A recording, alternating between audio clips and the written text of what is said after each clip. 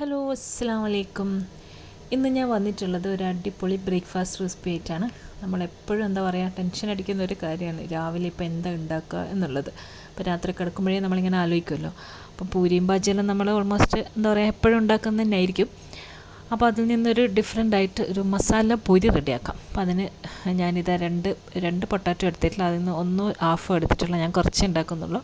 അപ്പോൾ അതിങ്ങനെ തൊലി കളഞ്ഞ് നല്ലോണം ക്ലീൻ ചെയ്ത് കട്ട് ചെയ്തിട്ട് കുക്കറിൽ കുറച്ച് ഉപ്പും ആവശ്യത്തിനുള്ള വെള്ളം ഒഴിച്ചിട്ട് നമുക്ക് പൊട്ടാറ്റോ ഒന്നവിടെ വേവിക്കാൻ വെക്കാം.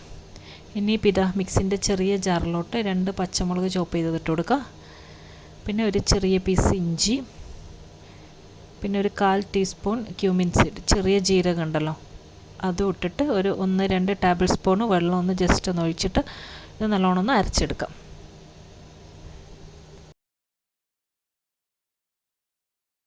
അപ്പോൾ ഇതാ അരച്ച് കൊണ്ടുവന്നിട്ടുണ്ട്. ഇനി ഇതാ നമ്മളെ പൊട്ടാറ്റോ എല്ലാം നല്ലോണം വെന്ത് ഇനി നമുക്കതൊന്ന് ഉടച്ചെടുക്കണം. നല്ലോണം ഒന്ന് എന്താ പറയുക കട്ടൊന്നുമില്ലാണ്ട് നന്നായിട്ട് ഉടച്ചെടുക്കുക. ഇനി ഇതിലേക്ക് നമ്മൾ ചതച്ച് വെച്ചിട്ടുള്ള ഇഞ്ചി പച്ചമുളക് ജീരകം ഉണ്ടല്ലോ അത് ഇട്ടെടുക്കുക. പിന്നെ ഒരു 1/4 ടീസ്പൂൺ മഞ്ഞൾപ്പൊടി, ഒരു 1/2 ടീസ്പൂൺ മുളക് പൊടി, പിന്നെ ഇത്തിരി കായത്തിൻ്റെ പൊടി, ഒരു പിഞ്ച്.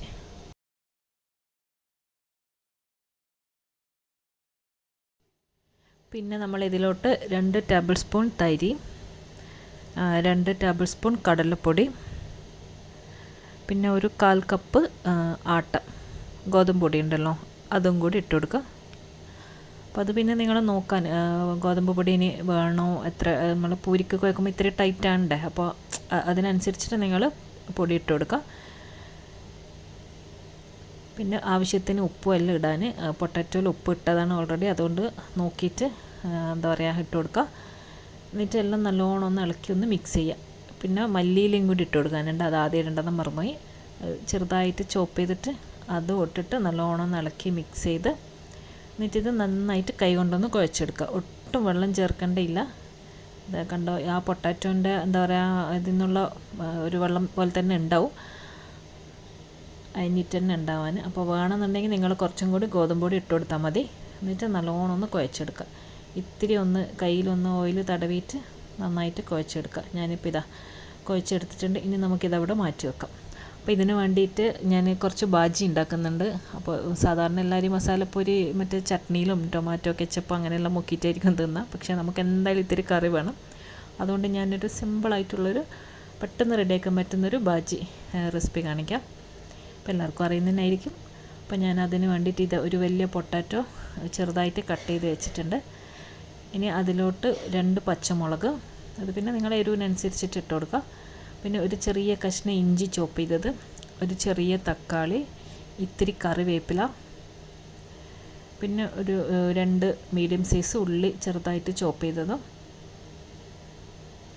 പിന്നെ കുറച്ച് മല്ലിയില. ഇതെല്ലാം ഞാനിങ്ങനെ ഒരു ബൗളിലിട്ടിട്ടൊന്ന് മിക്സാക്കി വെച്ചിട്ടുണ്ട്. ഇനി ഇത് നമ്മൾ കുക്കറിലിട്ടിട്ട് വേവിക്കുക. അപ്പോൾ ആ കുക്കറിൽ ഞാൻ ആദ്യം കടു കാച്ചി ഒഴിക്കുന്നുണ്ട്. ഇത് ആദ്യം നിങ്ങൾക്ക് വേണമെങ്കിൽ പൊട്ടാറ്റോ വേവിച്ചതിന് ശേഷം വേറൊരു പാത്രത്തിൽ ലാസ്റ്റ് കാച്ചി ഒഴിച്ചാലും മതി. പക്ഷെ പിന്നെ നിങ്ങൾക്ക് വീണ്ടും ഒരു പാത്രമെല്ലാം കഴുകണ്ടേ, അതുകൊണ്ട് അപ്പോൾ ഇതാകുമ്പോൾ ഒരൊറ്റ കുക്കറിൽ തന്നെ നമുക്ക് എല്ലാ പണിയും തീരും. അപ്പോൾ വെളിച്ചെണ്ണ ഒഴിച്ച് ചൂടായതിന് ശേഷം കുറച്ച് ഉഴുന്ന് പരിപ്പുണ്ടല്ലോ അതിട്ടിട്ടൊന്ന് പൊട്ടിക്കുക. പിന്നെ അത് പൊട്ടിക്കഴിയുമ്പോൾ 1 ടീസ്പൂൺ കടുക് ഇട്ട് കൊടുക്കുക. ഇനി ഇതിലേക്ക് കുറച്ച് കറിവേപ്പിലയും വറ്റൽ മുളകുണ്ടല്ലോ കായ്മുളക്, അത് 2-3 ഇട്ട് കൊടുക്കാൻ. എന്നിട്ട് അതെല്ലാം ഒന്ന് പൊട്ടി വരുമ്പോൾ ഇതിലേക്ക് നമ്മൾ നേരത്തെ ബൗളിൽ റെഡിയാക്കി വെച്ചിട്ടില്ല പൊട്ടാറ്റോ ഉള്ളി അതെല്ലാം ഇതിലേക്ക് ഇട്ട് കൊടുക്കുക. അപ്പോൾ ആദ്യം നമ്മൾ കാച്ചി ഒഴിച്ച് കഴിഞ്ഞ്, അപ്പോൾ അതുകൊണ്ട് ഇനി വീണ്ടും ലാസ്റ്റിന് ആ ഒരു പണി ഉണ്ടാവില്ല. ഇത്തിരി വെള്ളം കൂടി ഒന്ന് മിക്സാക്കി അതിലേക്ക് ഒഴിക്കുക. അപ്പോൾ ഒരാവശ്യത്തിനുള്ള വെള്ളം ഒഴിക്കുക. ഇതിൽ നിന്ന് നന്നായിട്ട് വെള്ളം ഇറങ്ങി വരും. നല്ലോണം ഒന്ന് എല്ലാം ഇളക്കി മിക്സ് ചെയ്ത് ഇതിൽ ആവശ്യത്തിനുള്ള ഉപ്പും പിന്നെ 1 ടീസ്പൂൺ മഞ്ഞൾപ്പൊടി അത് മാത്രം മതി. എന്നിട്ട് വീണ്ടും നല്ലോണം ഒന്ന് ഇളക്കിയിട്ട് കുക്കർ അടച്ച് വെച്ചിട്ട് നമുക്കിത് വേവിക്കാം. ഒരു 3-4 വിസിലെങ്കിലും വേണം, നല്ലോണം വെന്തുടഞ്ഞോട്ടെ. അപ്പോൾ ഇതാ ഞാനൊരു 4-5 വിസിലെങ്കിലും വെച്ചിട്ടുണ്ടായിന്. അപ്പോൾ പൊട്ടാറ്റോ എല്ലാം നല്ലോണം ഒന്ന് ഉടഞ്ഞ് കുറച്ച് കട്ടിയായിട്ടുള്ളൊരു ബാജിയായി ഇത്. അപ്പോൾ ഇതാ നമ്മുടെ ബാജി അങ്ങനെ റെഡി ആയിട്ടുണ്ട്. അപ്പോൾ ഇത്രയേ പണിയുള്ളൂ. ഇനി നമുക്ക് പൂരി ഇതാ പരത്തിയിട്ട് പൊരിച്ചെടുക്കാം. അപ്പം പരത്തുന്നൊന്നും പിന്നെ കാണിക്കേണ്ട ആവശ്യമില്ലല്ലോ. അപ്പം നല്ല ചൂടായ ഓയിലിലോട്ട് നമുക്കിതാ ഈ പൂരി ഇത് നമ്മൾ ഉണ്ടാക്കി അപ്പം തന്നെ വെക്കണം കേട്ടോ, ചൂടോടെ. കുറച്ചൊന്ന് വെക്കുമ്പോൾ ഇങ്ങനെ എന്താ പറയുക താണു പോവും. പക്ഷെ സമയം കഴിയുന്നതിന് നല്ല സോഫ്റ്റ് ഉണ്ടാവും, ഹാർഡാവൊന്നുമില്ല, നല്ല ടേസ്റ്റാണ് കഴിക്കാനും. ഒരു വെറൈറ്റി, നമ്മളെപ്പോഴും പൂരി കഴിച്ച് എടുക്കുന്നവർക്ക് ഇതൊന്ന് ട്രൈ ചെയ്ത് നോക്കാം. ഇതാ കണ്ടോ, നല്ല അടിപൊളി മസാലപ്പൂരി നല്ലോണം പൊങ്ങി വരുന്നുണ്ട്.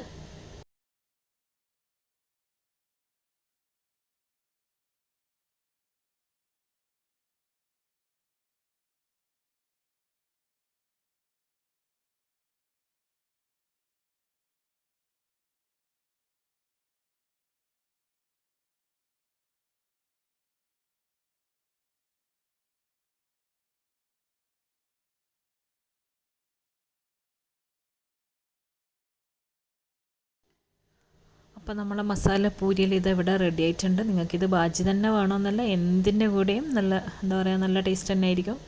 അപ്പോൾ കറിയില്ലാതെ ഇങ്ങനെ വെറുതെ തന്നെ തിന്നാം, ജസ്റ്റ് ഒരു കെച്ചപ്പോ ചട്നിയോ അങ്ങനെ ആയാലും മതി. അപ്പോൾ ഇതാ നല്ല സൂപ്പർ ടേസ്റ്റാണ്, നിങ്ങൾ എന്തായാലും ഒന്ന് ട്രൈ ചെയ്ത് നോക്കാം.